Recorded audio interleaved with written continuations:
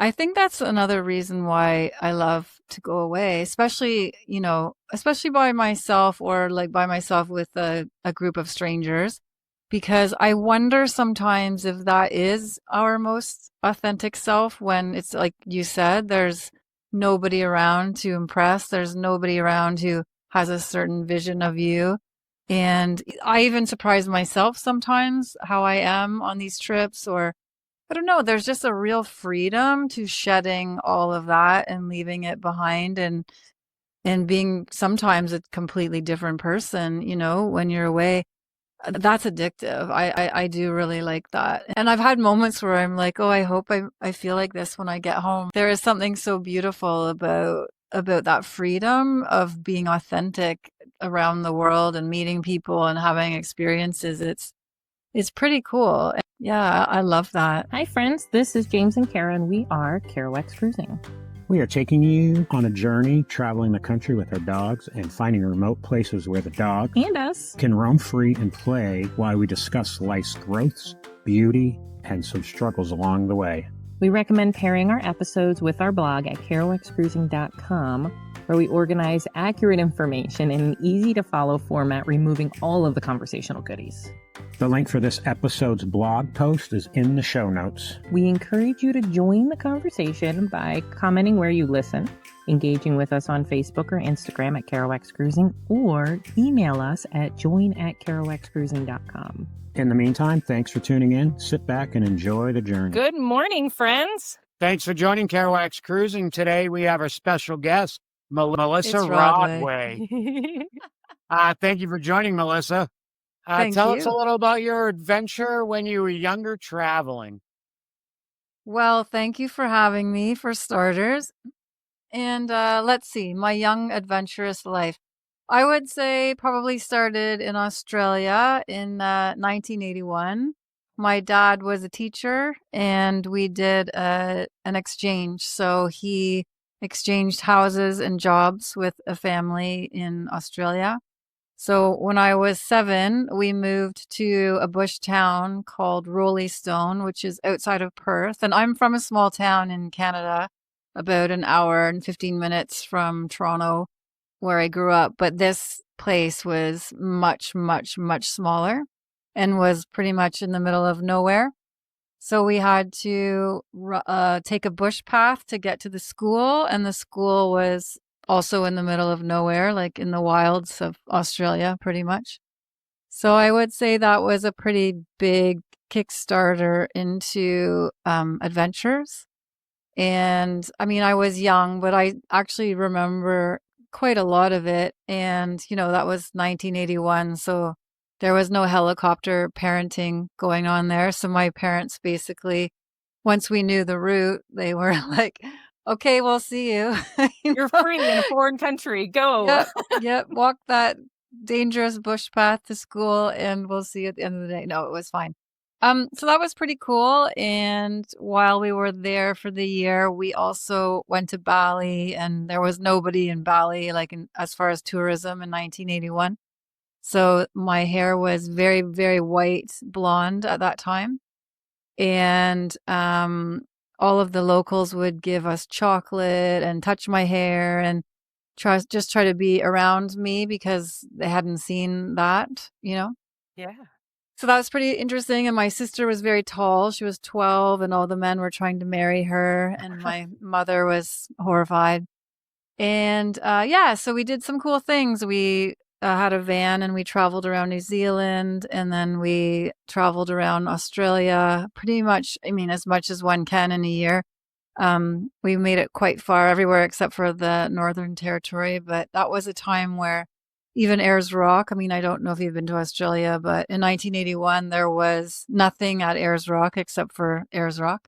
Mm-hmm. So we camped in the desert there and climbed the rock. And now I haven't been back, but I hear now it's just full of hotels. So that was, you asked the question, how did it start for me when I was young? And that's how it started. Yeah, what a way to gain an appetite for it. To just literally be fully immersed in a foreign country. How better do you get involved with the local cultures and the beautiful off the beaten path And really nowadays, sight. Australia is like a bucket list destination. Really? Yeah. Yeah, I've never had the urge to go back. My brother and sister went back. We all took a year off after high school. So they went back when they were 18, 19 for a year. But I've never had the urge. I mean, I remember it quite well, but it's very similar to Canada, I think, in some ways, in terms of culture. And I don't know, it's just not different enough for me, and it's too far. But anyway, that's my experience So there. you But went yeah. from Australia and then you graduated high school, took a year off, and then when did you explore Asia? Yeah, so you've done your homework. Very, very good.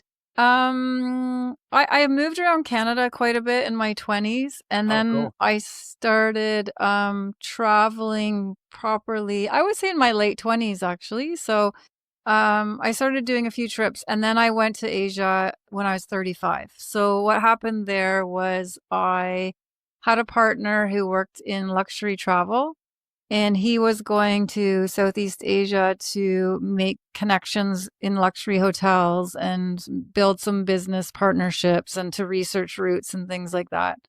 So I am not an idiot, and I decided I should go too. So I quit my job and off we went. And I'll tell you that it was not all luxury. It was like 10% luxury, 90% backpacking. And yeah, so we went through Thailand, Laos, Cambodia, Vietnam, and China.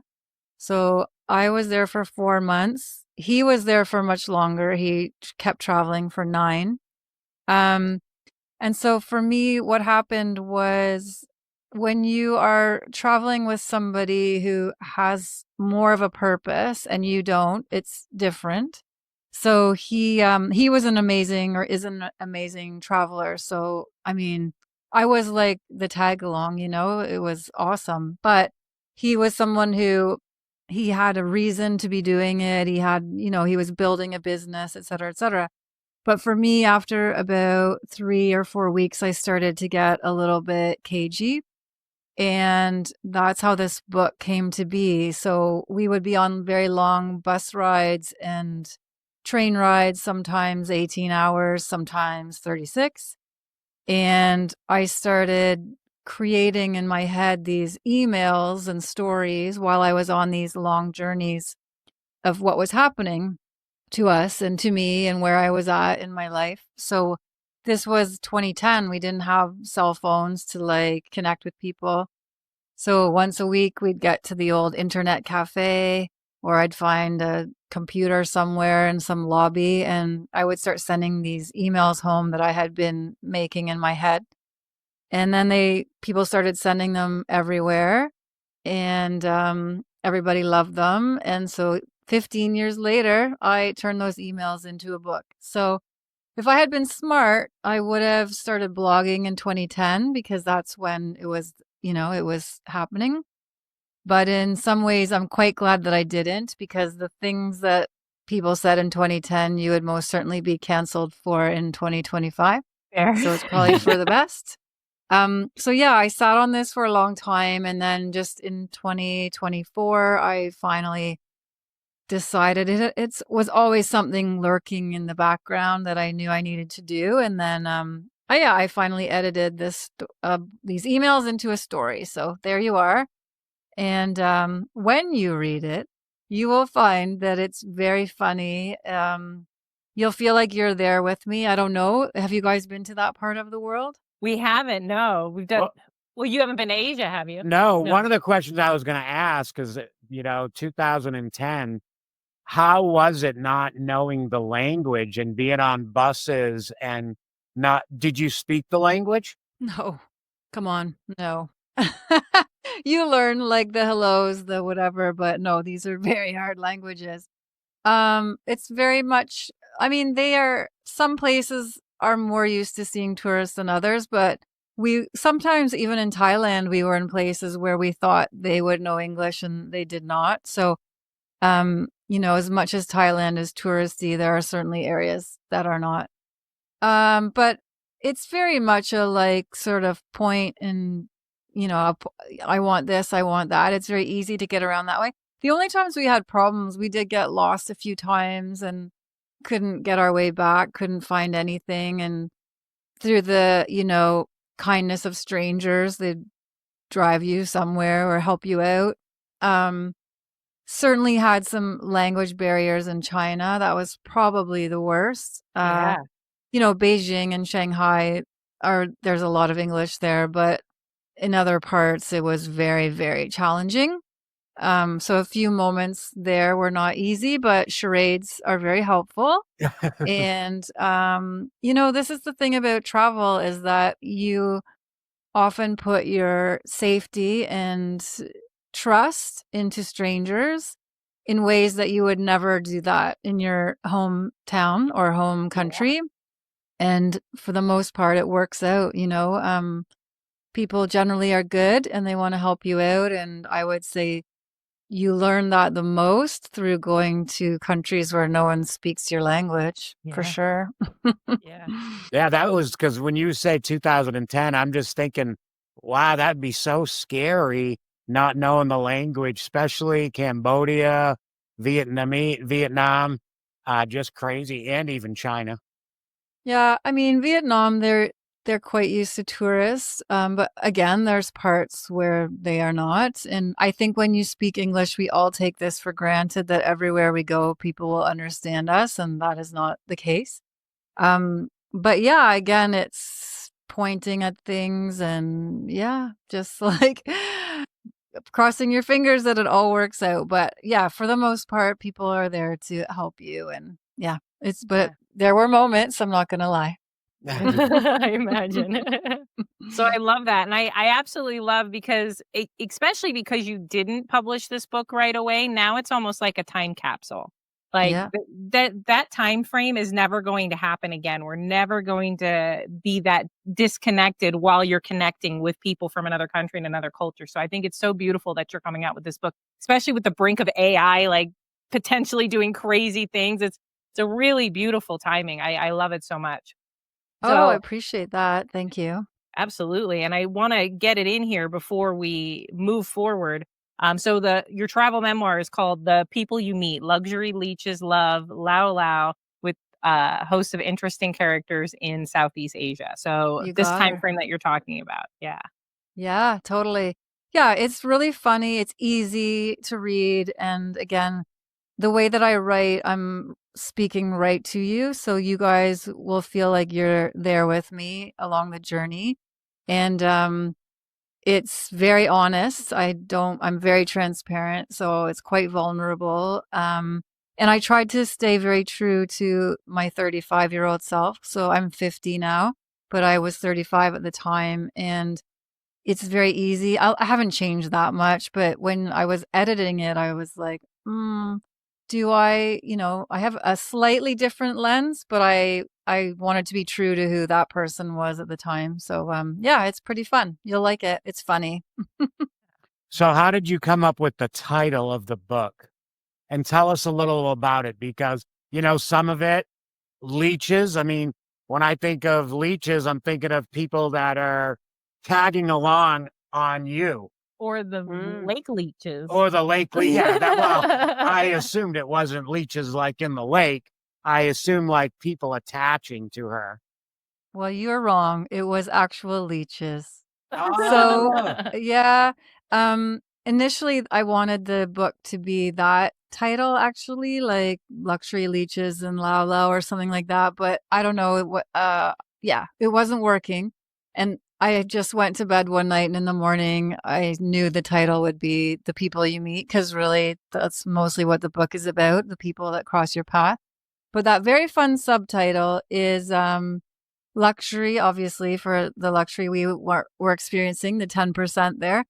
And then leeches, yes, we went on a terrible hiking trip. So we were in northern Laos and decided to go. Well, I had decided that we needed to go on a hiking excursion because when you're traveling a lot, you're often just sitting, in buses and trains and you're not moving. And I'm a pretty active person. So I thought we should do that. So we went up to northern Laos and signed up for this jungle trek. And when we did it, we'd had a few beers, I'm not going to lie to you. And the operators that were selling us this trip were kind of like, they didn't speak really great English, but we knew enough that they were saying, there might be some leeches, there might be some bees, and they just kind of looked at each other, but we were like, whatever, we signed it and carried on. And so we went on this terrible trip, and it was very hot, like brutally hot in the jungle. And within, I think, the first day, there were leeches everywhere, like crawling up your boots, your pants, your walking stick, your hands. They were like, it was nonstop. And it was actually quite traumatizing. And there were other people on this trip. There was a guy there from Malaysia, and I remember him walking in front of me, and he had shorts on, and his legs were covered in blood. Like he had 6 leeches probably on each leg. And that's how it went for 3 or 4 days. And then even at night, like we slept in these terrible, it could be one big hut, and there were no walls or anything like that. And one of them had holes in the floor, so that in the night you were like almost sinking to the ground, which was not nice because it was pretty terrifying. Like we were literally in the middle of the jungle, had no idea what was out there. And there would be like one of our friends, he had a nap one afternoon, and a leech like got into his sleeping bag. Like they were everywhere. And then you go to there, it was so hot, you'd want to jump into the creek, and the creeks were full of leeches, but you were delirious by that point. And then the blood's been sucked out of your body. yeah. After a while, you're just like, whatever. And then there were bees. Like we would wake up in the morning, we had mosquito nets, and there would be like bees like doing laps around your tent. So it was horrifying. And then the company told us they'd give us enough water, and we didn't have enough water. Like from A to B, it was hell. Yeah. Wow. So when you read things like that in this book, you'll be happy I did it for you, and that you don't have to do that. Thank you. So that's in the title. And then Lao-Lao, Lao-Lao is a drink in Laos, like the country Laos, and it's pretty much fire water. So I don't know if you drink or not, but if they give you that, it's like 1,000,000,000% proof. Wow. Yep. And it's fun, but you have to be very careful. But anyway, It's what so you need to that's get through the leeches. Oh, we drank that definitely on that trip. Yep. Yeah. Another case of putting your hands into the care of strangers. Yeah, absolutely. And the time it went wrong. I mean, I'm sure most of the It went time. wrong. Yeah. Yeah. So, I mean, that's so interesting. And I'm sure you've had many travel journeys since this experience. And you were an avid backpacker before this, right? Yeah. Yeah, I've always done a lot of trips and travel, but that was the longest. For me, it was 4 months, and that I've not done anything longer than that before or after. So how has experiences like this trip to Laos, and I mean that trip in general, but I mean this traumatic event, shaped you and how you approach life since then outside of travel? I think travel teaches you about what to get upset about and what not to. Although, let's be honest, when you come home, life goes back to normal and the silly things bother you again. But I think when you're on the road, you get a bit hardened, and you are able to roll with the punches a little bit more. And when, the bus doesn't turn up, or, plans go wrong when you're traveling, you can't really get that upset about it because it just escalates, and you kind of have to work through it. So I think you build up a little bit of resilience about that. I think the biggest thing that travel does for you is it teaches you about people, which is also why I chose that for the title. Yeah. I mean, we can all go to lots of different places, and they're all very beautiful, or there's something special about them. But 9 times out of 10, you're coming back having an imprint from people. Can be the local people, can be travelers that you met there. It's that is what it is for most people who do these things. I think you don't know who's coming across your path, and it's these unexpected gifts of people that some of them you feel like you've known your whole entire life. Some of them get you immediately more than people in your real life because there's a reason we do this and that you're out there and you can have conversations with these people that you can't always have at home. And maybe because it's fleeting and you don't know if you'll see them again. But I also think there's just like a connectivity that people on the road share with each other.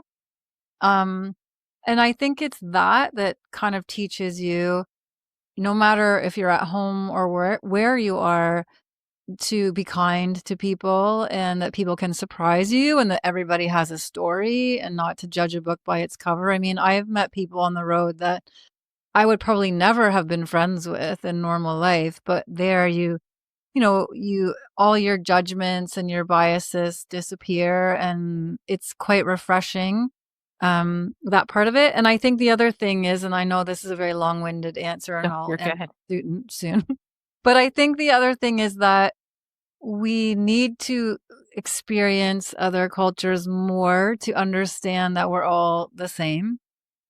No matter what we look like, we all want to be safe and healthy and have food and somewhere to sleep. And that's not different anywhere. That's a universal thing of being human. And we also learn that people who have nothing are usually the kindest, most generous people. And the happiest sometimes. Way happier than we are, way happier, and have nothing and have survived another day. And I think that's what we take back. I think that's the big thing about travel. It's humbling. Yeah. So I think those are the areas that change me. And the things happen, right? Like I do a lot of group travel. I do solo travel, but I do a lot of group travel too. And I'll show up by myself and then you're with like a group of 10 or 11 people.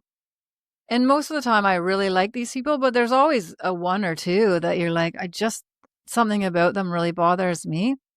And then you have to check yourself, it's like, why? Like, I'm just here for a few weeks and why is it that they're bothering me? And like, you're constantly learning when you're on these trips about yourself and you want to get the most out of it. You don't want to be walking around angry or like, just being an idiot socially. So I don't know. There's like, it's the people part for me, I think that is the biggest.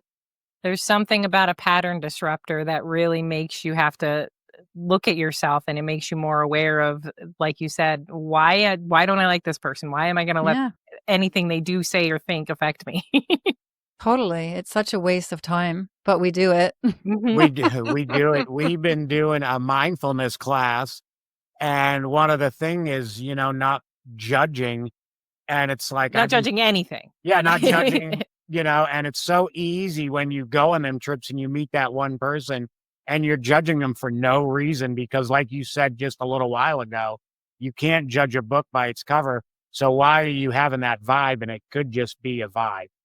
So, but it's very difficult not to judge people, when you don't even know them. Yeah, totally. You're judging them for reasons you don't know. Yeah, totally. So I find that part quite interesting. It is all of it is interesting. Yeah, it is. So through your 4-month travel, did you have one moment or one person that you think made the trip or didn't make the trip?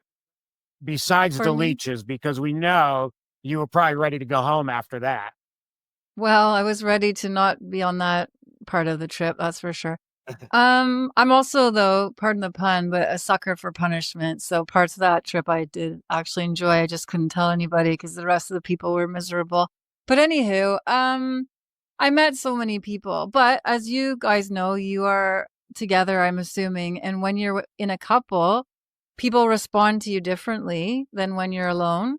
So while we met tons of people, I know that there's probably more that we could have met because sometimes you isolate yourself or there's safety in being with one other person and cocooning yourself. But so that there's pros and cons. I actually really like traveling with a partner. I think there's a lot of freedom in that, especially as a woman, but sometimes the downsides can be social.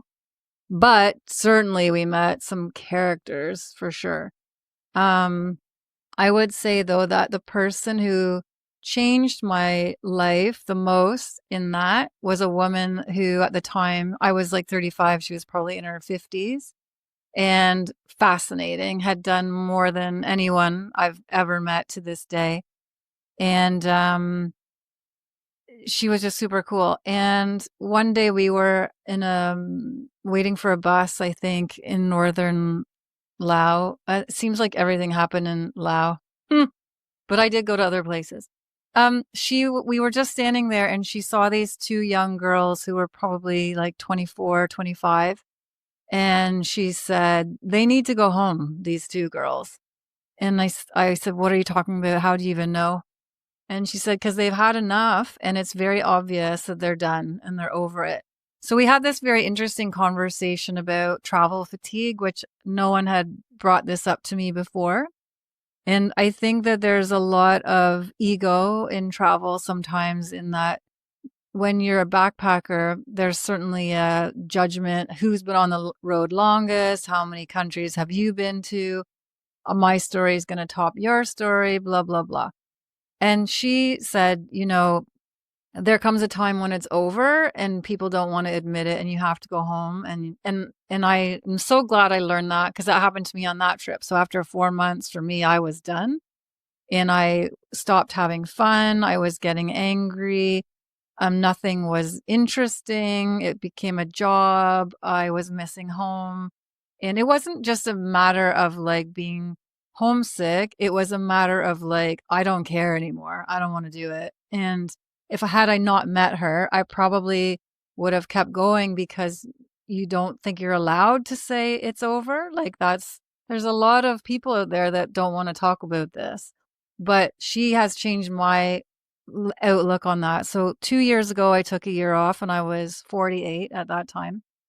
And so knowing that I am very prone to travel fatigue, or even writing those emails, like if I don't have a purpose after a while, it does get kind of nuts. Like, what am I doing out here? And I need a reason. So now like the year off that I took, I only was on the road for up to 2 months. And after that, I would come home and regroup and like, even marinate in what I just did so that I could go out again. So she's the one who like probably changed everything for me in that conversation. It was pretty interesting.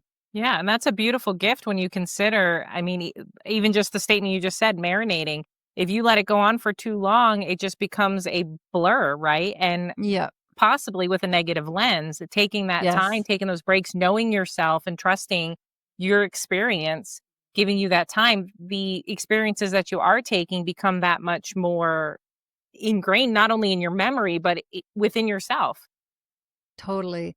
And the last month of that trip was in China. And when you read this book, you will realize how I felt at that time in that month. But it's almost not fair to China, because I was too tired and I was a disaster. So if I had started in China, I might have a very different thought on how my trip was there. But because I was over it, it doesn't get the light that the other countries get, because my mental health was going down. Yeah. It's a very interesting thing, because a lot of people who don't do this kind of stuff think that it's all easy breezy, rainbows and butterflies. And I would say that it's much more the other. It's like daily survival most of the time. And they only see the highlights. So, yeah, that stuff. I find that stuff very interesting, because a lot of people have too much ego and they don't like to talk about it. That's interesting, because I guess I never considered, but every little subculture has its own little like hierarchy of who we think is better because of XYZ, and we all have our tout in whatnot. And so it makes sense that would be pushed. And with that, and you talked about it in so you have Fly Travel Media, and so that's blogs and some radio interviews essentially that you've done. And in one of the interviews, you had talked actually about the culture of today. And I will have to say, unfortunately, I'm part of this generation, but I don't claim to dance in it. but the millennials and the selfies and just going to places for those pictures. And I can see where, and the psychology being that these people are wanting to prove to their friends or make their friends jealous that they have this big extravagant life. Like it's just all a facade, and it pushes you further than you should be going and doing with what you're saying now with the travel fatigue. So I can really see how, I mean, especially if you're just trying to get that photo that's going to go viral or get that video that's going to go viral, you're not even immersed in what you're doing. You're not even there you're doing all of this work just for something that's going to prove something to the world. You're not doing anything for your inner self. So I think that a lot of people get lost in the travel culture, in the I guess it's the influencer side of things, right? Where they're just trying to get those likes, but they're just trying to get those followers, and they're missing what's really beautiful and important about travel, especially around the world. Yeah. And they're also ruining those places. Like now they're overrun with tourists and they're ruining it for the rest of us. And there's a lot of studies on this about how it's impacting like communities, cities, wildlife, all of it. And when people are only going there for bragging rights, I mean, that is a terrible part of where we're headed here with technology and showing everybody that you're living your best life. I mean, I find for me when I go away now, I actually don't post anything until I get home because I need time to think about it and to figure out how I feel. And I don't actually want people to know where I am at this moment, but I'm like, I think it's dangerous for one, and I think it's weird. Yeah. You know, why do people really need to know? And if you post about it 3 weeks later, what's wrong with that? Yeah, our episodes, we do 2 months buffer if we can. We try to keep them as separated from where we're actually, I mean, and it's terrible because we do these interviews differently. And so we'll do an interview and we'll be like, we're over here. And then 3 months later, you're like, oh, you get caught up with where we're actually at. Yeah, I think that's great though. And you need the time. Like how can anyone possibly know how they feel about something an hour after they've done it? I can't. I need a break. I need to like sit with it. Yeah, absolutely. But yes, sorry. So yes, I have I had a radio show for years. So you asked me about that stuff. I had a show called Fly Travel Radio. I had to think about that for a minute. It started off as a radio show and then sort of morphed into a podcast. So I started that because I couldn't travel. So after I did that big trip in 2010, I didn't have any money for many years actually after that. So that was my way of kind of traveling without traveling and meeting some amazing people. And yeah, I love that. So that, and then I do some writing, and then I have this book and who knows what else. But it's just a fun creative space to talk about what you're seeing and doing. And as you guys know, so yeah, these are fun things to do with the travel world for sure. If you had one message from your memoir to the guests, what would it be? To the listeners? The listeners. Just do it. I mean, sorry, I just stole from Nike, but I think that it's a very easy world now to travel in, and we have pros and cons, right, with technology. I mean, I went on my first trip to Europe when I was 19 by myself, backpacking. I didn't have travel insurance. I didn't even have a Lonely Planet. I had nothing, and that was dumb. And I'm lucky I survived that. Some interesting things happened to me. But nowadays, it's so easy. I mean, and especially as a woman, like I do some stuff on my own still. It's not my preference. I can go for a couple of weeks, but after that, I've had it. I find it, it's not as much fun. But it's so easy, you know, like if you worry about not meeting people, well, they're everywhere, and you can fill your days with like guided walking tours or food tours, or there's groups for everything and anything, no matter where you go now. So I think that there's no excuse to not get out there and do things. And I think that it has to be what you want to do, and my adventures don't have to look like your adventures. And there should not be any comparison. And if it's just even going to another city for a weekend or somewhere in your backyard, who cares, as long as you're doing it. That's all I care about. I think people need to feel free to do whatever they want to do, but to know that there's so many tools out there now to help them. You can barely get lost now. Your GPS will guide you anywhere, and there's people everywhere to meet, and hotels are safer. Like, I mean, now in hostels, you can meet people 3 weeks before you even get there. There's like an app, like to meet new people that will be there on the date that you're there. Like that to me is too much. I think we've gone too far the other way. But again, it's like, I'm not going to judge you if you're going to do that. But yeah, I think it's an easy place. The world is an easy place to navigate now. So there's no excuse really. No, we've been trying to. That's one of our big things is life is an experience, right? That's what we want people to know. You're supposed to experience life, not work your life to death.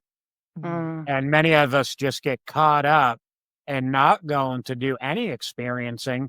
So I worked for many years on a big corporation, and I had employees that never left 5 square blocks from where they lived. And I was like, you've never been to the mountains that's 20 or 30 miles away? And they're like, nope, if the bus can't get me there, I don't go. And it blew me away because our life is about experiences. Humans want to experience, and we want to experience connection, and we want to experience different places and beautiful places. Definitely. But aren't you glad? I mean, if that's how some people think, then I'm thrilled they're not out there. You know what I mean? It's like, we don't need everybody. It's true. It's true.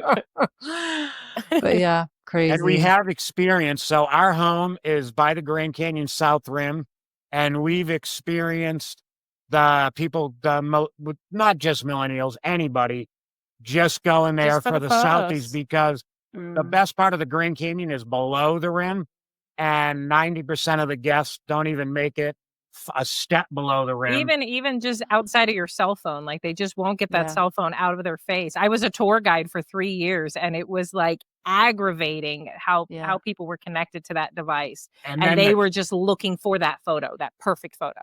And the trash that they leave behind. But during the pandemic, the amount of masks and gloves that were over the canyon wall was ridiculous. So we have abused our land, our land. And it's something we see a lot in the public land. And we've been traveling now for a couple of years to different national parks and using the public land to recreate and camp on. And we're constantly picking up other people's messes. And it's really disheartening to see that. So I'm not sure what I can imagine it's worth, because we've listened to a bunch of your interviews because we didn't have time to read the book. And you had interviewed a lot of people talking about stuff like that. And one of the people that you interviewed, and I don't know if you've gotten anything from it since, was people that are using points to travel. And have you used points yourself and used that information? Because I found it, I was like, man, that sounds like it's doable. Yeah, I have tried, and I've certainly booked hotels and flights with points, and it does make you feel very good to not be spending money. But some people work very hard at this, and I just don't have the to me it's like another job. And I wish I could, because I know of people that are like spending nothing and do everything on points, but I think you have to be very dedicated to it and like do your homework. It sounded that way to us, that it was like another job. It's like, totally. Certainly switching credit cards. It would seem like a lot. It's a new generation of couponing. Yeah, totally. And you really have to track, like, I already have like 2 or 3 credit cards. I can't handle any more. Like, you really have to track what you're doing, or you could probably end up in big trouble, Yeah. So, I haven't gone down that road, but if I was smarter, maybe I would. Yeah, it's a lot. One of the things you touched on earlier is, how you feel like you can almost be more vulnerable with people that you're meeting in foreign countries that are strangers.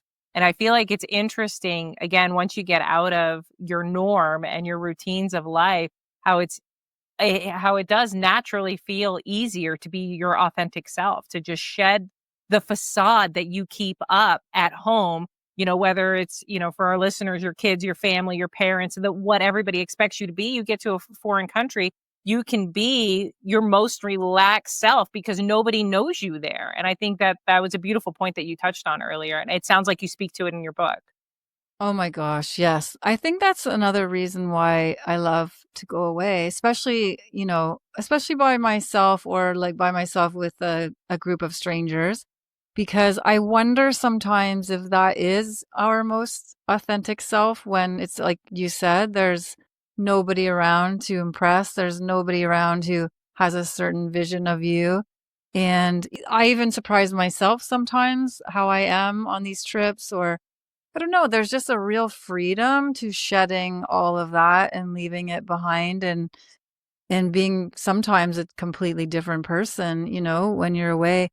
That's addictive. I do really like that. And I've had moments where I'm like, oh, I hope I feel like this when I get home. And the second you do, all it takes is to go see your family and you become 10 years old again. But there is something so beautiful about that freedom of being authentic around the world and meeting people and having experiences.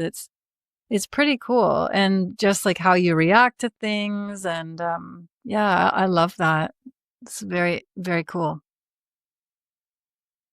I totally agree with that point. And I think that as we get more away from our friends, we find more of our authentic self Yeah. traveling and meeting people and making new connections. And I do think, Yeah. making new connections is so important. It's huge. And again, the people that cross your path, they're often unexpected, and that unexpectedly find some sort of like connection with them. Or again, I've met people I felt like I knew them right away and instantly. And it's pretty nice, I don't feel like I don't know that I feel like that at home. And again, who knows why? Maybe it's because it's temporary, and we know that. I don't know why, but there's just something about these people that are wandering around that it's just these connections are pretty, they are kindred spirits most of the time, and it's pretty fantastic. And again, it's this like that lack of like judgment and pretense, and like all the walls come down and your guards come down. I mean, who cares? Like, there's nothing for anyone to care about as long as you're being kind and not being a terrible person. I mean, yeah, it's just very liberating. It's a very free space, I think. And I think that's part of the appeal. Yeah, I love that. I think it's also like when you come home, I spent last December in Colombia, like 3 weeks. And Colombia, I don't know if you've been there, but it is amazing. It's beautiful. It's magical. There's something special about that country.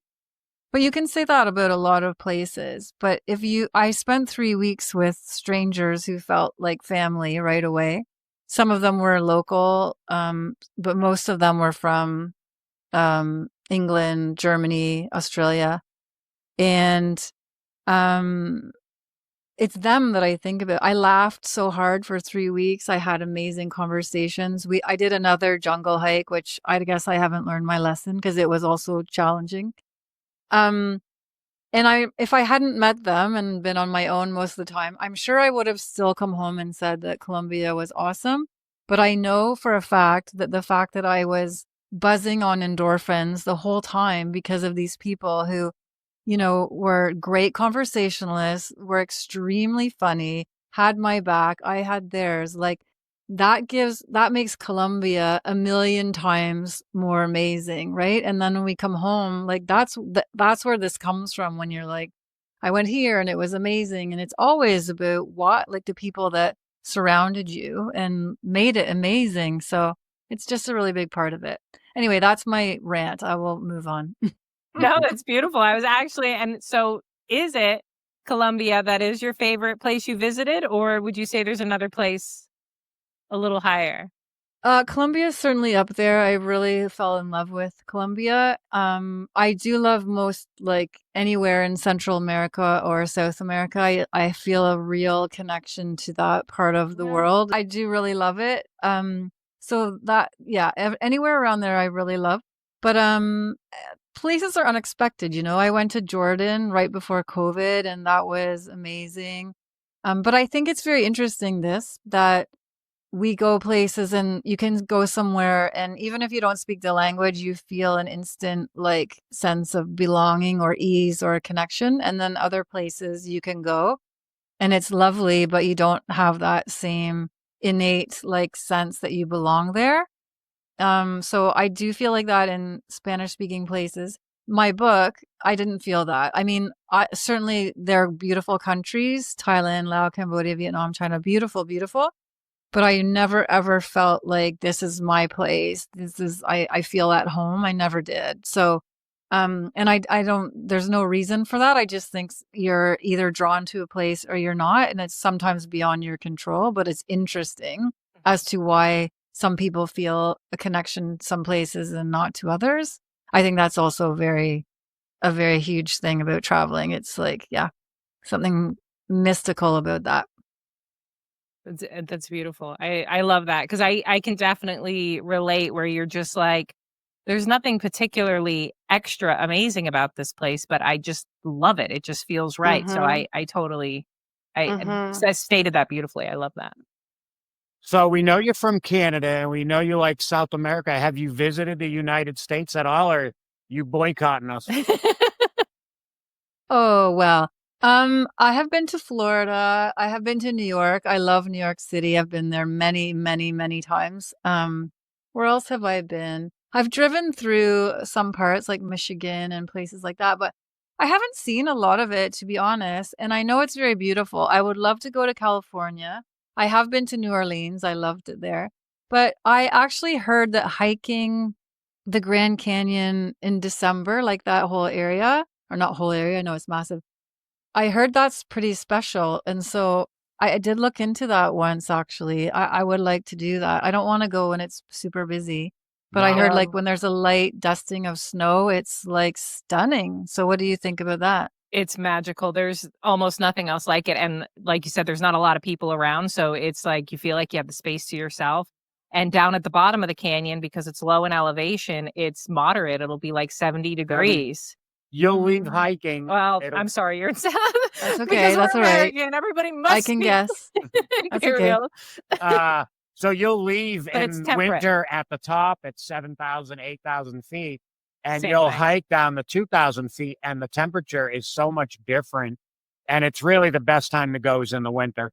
In the summer, it's just too hot, and the hike 25 miles, is just no fun. No, terrible. Wow. Okay. So I'll put that back on my list. Have you been to Canada? When I was a kid, I was about 7 hours from Montreal, and Oh, we would nice. go to Montreal really just to drink because we were 18 years old and the Perfect. United States turned 21 at the time. Yes. But I had great experiences in Montreal and around Montreal. We had a lot of fun. And I for bet. a few years, three friends and me, four of us, we'd go almost every other weekend. So I experienced Canada. Canada was fun. And Yeah. Well, certainly Montreal is. my grandparents, I can't remember the province. I'm from Canada, generationally. So I'm trying to think of the province, but I can't remember right now. So I feel like they were from Quebec. by Quebec, sticks in my migrated down to the United States, in the 1900s, 1910 or something. So Cool. Nice. that's my experience of Canada. And Well, that's a we pretty were good one. younger, our grandparents tried to get us to speak French, and I was never very good at it. Do you Yeah. speak multiple languages? I speak French pretty well. I'm certainly not fluent, but I've spent a lot of time in Quebec. I actually was in Quebec City for 5 weeks in 2023. So, and I lived in Montreal for a couple of years. I went to school there, but not everybody in Canada speaks two languages, that's for sure. So, it's not that common. It's more common in the East, but yeah, I can get by with French for sure. I love it. So French speaking places I quite like. It's fun, right? To be able to talk to someone in a different language. Do you guys Yeah. speak another language? No. I grew up in Southern Arizona, so I've got like street Spanish, but not. Nice. Yeah, same. I have street French and street Spanish. And we did, I mean, what was the app we tried for a while? Oh, Duolingo. We tried to learn. Duolingo, we were doing for a while. Because I would like to know multiple languages. I wish I would have paid more attention when I was younger, because it's so much easier when you're a child to learn different languages. Yeah, So, but I missed definitely. the boat. Now I'm 55, so I missed the boat, and it's very difficult now. Yeah, it's not as easy, is it, when you get older, but it's never too late. Yeah, that's what they say. It's never too late. And when my experience in Canada, in Montreal, even as a kid at 18, everybody spoke English. So Yeah, it was certainly very in easy to Montreal. get around. Yeah. Oh, that's funny. I also moved to Montreal because in Ontario, like in different provinces in Canada, the drinking age is 19, and in some provinces it's 18. In Quebec, it was 18. So I also moved to Montreal for that reason. That's Awesome. awesome. That's awesome. Yeah. So if people wanted to buy your book, how can they find your book and find you and Yeah, be able to so connect with you? awesome. Amazon is the best place for the book. So just look up The People You Meet by Melissa Rodway, because what I learned after I put out the book was that many people have written a book called The People You Meet, and I did not know that. So look for mine. And I have that awesome subtitle about leeches and moonshine. And then they can follow me on Instagram at fly_travel_media. I put them, most things are there. And I write stuff there as well. And then I have my website, flyrodway.com, although I'm not very good at updating that. So I better get better. But those are probably the best places for me. I love that. I love that. So I did have one of the questions I had earlier that slipped from me. So did that time you were writing those emails while you were traveling, did that spark a desire or a love for writing, or is that something, because now obviously you have a blog seems very prolific, or was that kind of always going for you? You always kind of enjoyed writing? It's funny. I've been thinking about this also myself. I've always loved to write, and as a kid, I actually used to sit on the porch of my house in the summer and write like letters to people around. Like I had pen pals and people that would go to camp and whatever, and I just loved to do that. So I've always liked to write, and then I think that I don't know. I think this book like reminded me. I think I forgot, to be honest. And then when I pulled out these emails and I started editing them and playing with the words a bit, I remembered that this is something that I can do. I think we all have imposter syndrome. So I probably, didn't want to admit it. But now that I've done it, I actually just started another book this week. So, yeah, I think writing has always been there for me. I just wasn't paying attention, and now I'm paying attention. Sometimes I think things are always there, but we try to like pretend it's not in there. And I have to now like do it. I can't pretend that this isn't something that I can't do. And I know that sounds very weird, but I mean, we're all built with these talents that we either choose to accept or ignore. And so now I'm accepting it. Yeah, that's beautiful. I love that. I love that. We just were published in an anthology, and I had written our chapter for that, and it like reignited like, oh my gosh, I used to write poetry. I used to do creative writing, and I'd forgotten about it because life just lifes, and those things aren't important because they're not productive, right? Unless you need those skills for work, you don't really use them. And so I've definitely been diving more into that. So it's beautiful. I love that you reawakened it in yourself. Yeah. Congratulations on that. That's awesome. And you know what I think it is too? If you can write, which obviously you can, or whatever your creativity is, I think if you're not doing it, sometimes you're agitated and you don't know why. Because I've gone through phases where I'm like just a little bit like something's bothering me. I mean, many things bother me, but something feels not right. And the second that I start writing, it goes away. And I think it's like my body going, thank God, like wake up, like this is what you're supposed to do, and you're good at this, and you're meant to do this. So I think there is something to that. Our bodies know exactly what we're supposed to do, but our brains tell them otherwise, you know? So got to pay attention to that stuff. You just gave me But a epiphany. I love that. Thank you. yeah. Yeah, thank you.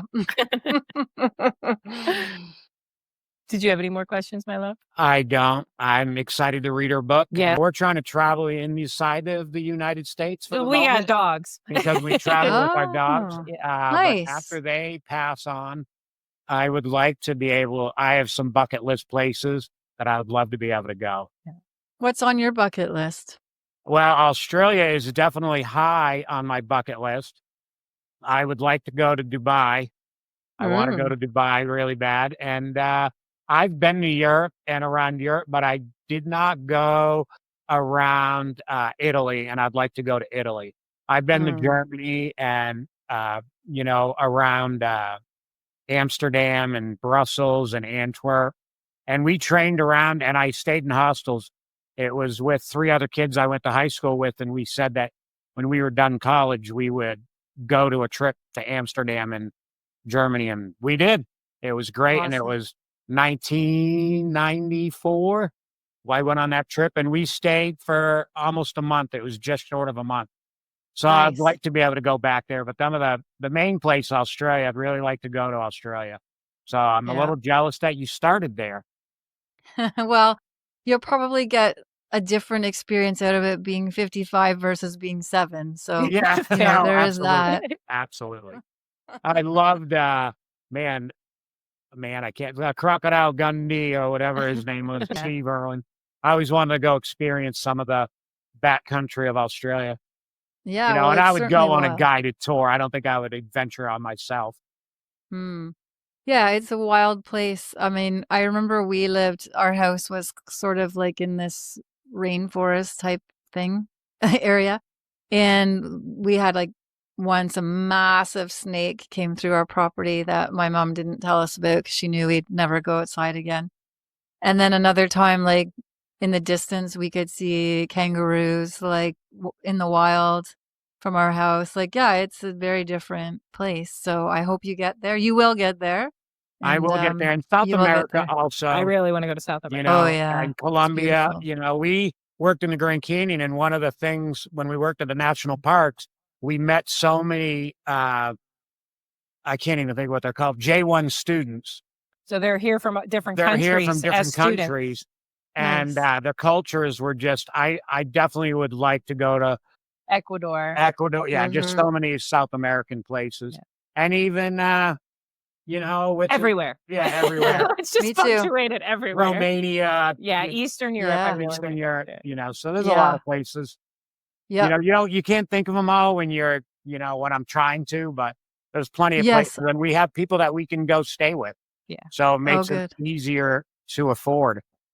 Yeah, I feel like the list gets longer, not shorter. The more you do, the more you learn that there's And the even more you more to meet do. people from them different cultures, and it's like, wow, I want to go experience your culture. Yeah, totally. Totally. Well, that's very cool. That's a good, those are some good ideas there. So you'll get there. We are going to get there one way or the other. So is there anything that we did not touch on that you would like to make sure we leave our listeners with? I don't think so. I think you did a very good job. It was lovely speaking with you. But yeah, I just think, people need to get out there and do what works for them. And I really enjoyed the conversation. So thank you very much. Thank you. I enjoyed the It's been our pleasure. conversation, and I totally agree with you. People just got to get out and live their life. Yeah. Whatever that is for them. Yes, totally. Yeah. And it's never too late. I've met so many people. I met a woman. Well, in this book, you'll discover there's a woman in there who's in her 70s. Fascinating. 2 years ago, I met a guy in his 80s from Australia traveling around Bolivia. I was just in Italy. People on my hiking trip were like 73 and in fantastic shape. Like there's no there's no age limit for traveling. You'll find something and just keep moving. Keep that body going. Absolutely. I find that most of the time when it comes to that, it's your limits are within your own mind.